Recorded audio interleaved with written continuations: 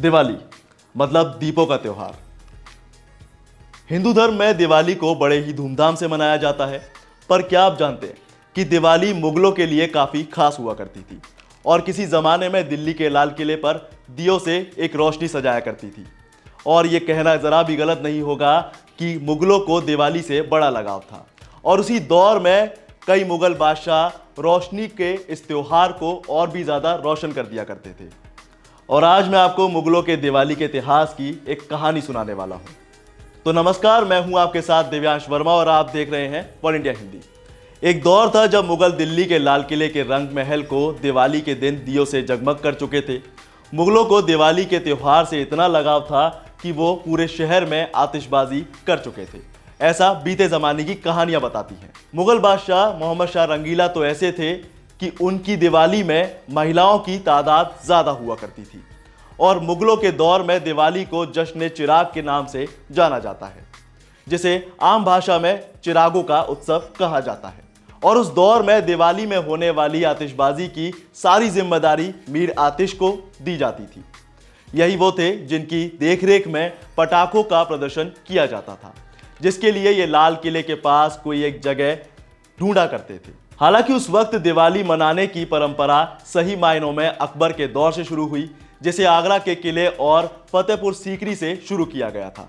लेकिन औरंगजेब के दौर में रोशनी का यह उत्सव सिर्फ गिफ्ट देकर सीमित रह गया और यह सिलसिला शुरू हुआ था राजपूत घराने से मुगल दरबार तक, जब यहां गिफ्ट्स का आदान प्रदान शुरू हुआ। जोधपुर के राजा जसवंत सिंह और जयपुर के राजा जय सिंह के यहां से मुगलों को तोहफे भेजे जाने की परंपरा शुरू की गई।